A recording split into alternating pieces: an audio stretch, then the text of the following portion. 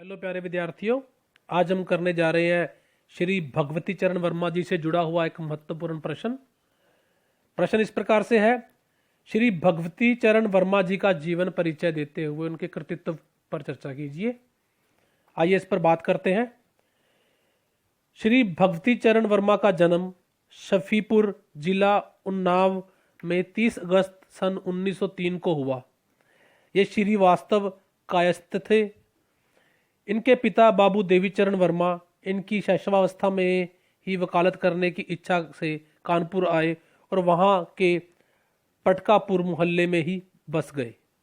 सन 1908 ईस्वी में जब ये मात्र 5 वर्ष के थे तब वकील साहब की मृत्यु हो गई। इसका परिणाम यह निकला कि इनके परिवार को ताऊ के संरक्षण में जाने के लिए विवश होना पड़ा।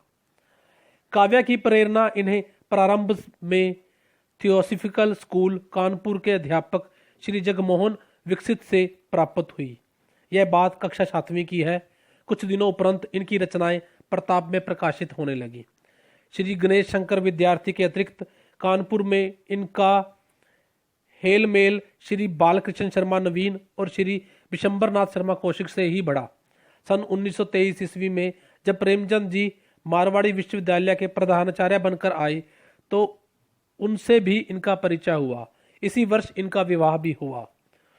वहीं शिक्षा दीक्षा की बात करें तो श्री भक्तिचरण वर्मा ने सन 1928 ईस्वी में प्रयाग विश्वविद्यालय से बीए एलएलबी की परीक्षा पास की। शिक्षा समाप्त होने पर इन्होंने वकालत करनी आरंभ कर दी।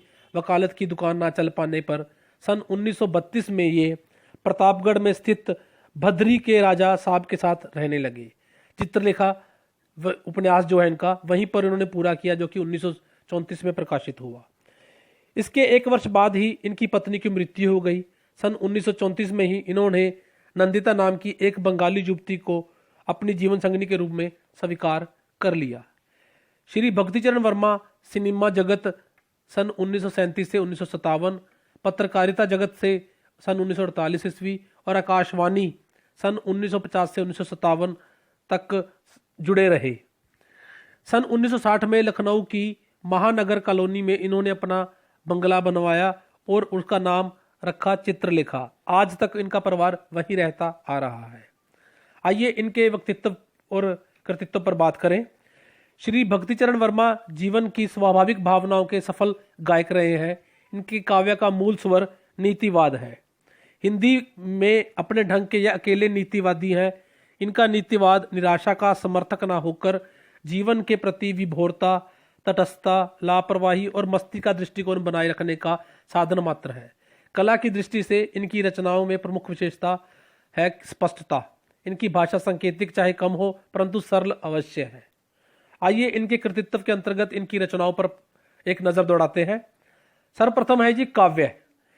वर्मा जी ने जो काव्य लिखे उनमें से सबसे प्रथम है मनुकन, फिर है जी प्रेम संगीत, मानव, रंगों से मोह, एक दिन। इनके ये 5 काव्य संग्रह जो हैं हमें प्राप्त होते हैं। यह राष्ट्रीय सांस्कृतिक काव्य धारा के पूर्ण प्रतिनिधित्व करते हुए भी हमें दिखाई देते हैं। वहीं यदि बात की जाए उपन्यासों की तो श्री भक्तिचरण वर्मा के उपन्यासों में चित्रलेखा जो सन 1934 को हुआ के रूप में ही इन्होंने प्रकाशित हुआ, इसी उपन्यास से इनको ख्याति भी मिली। इसमें पाप और पुण्य की समस्या का अत्यंत दार्शनिक और मनोवैज्ञानिक विवेचन किया गया है। इनके 2 उपन्यास 3 वर्ष और आखिरी दाव भी इसी काल की रचना माने गए हैं, अर्थात इन्होंने कुल 3 उपन्यास लिखे। वहीं कहानी की बात करें तो श्रीमती भक्ति चरण वर्मा अपनी 2 बांके कहानी के चुटीले हास्य व्यंग और भाषा शैली के बांकपन से प्रसिद्ध हुए। ये 8 दशक तक निरंतर रचनारत रहे। इनके प्रमुख कहानी संग्रहों में कला की दृष्टि, दीप मलिका, पुष्पकर्णी, रेशम की डोर, खाली बोतल, कबाड़ी का महल, यह 6 कहानी संग्रह इनके जो है प्रमुख रूप से चर्चा में रहे हैं, जिनको लेकर इनका नाम आज भी स्मरण किया जाता रहा है। वहीं एकांकी की बात करें तो श्री भक्तिचरण वर्मा के एकांकी भी अभिनयगत रहे।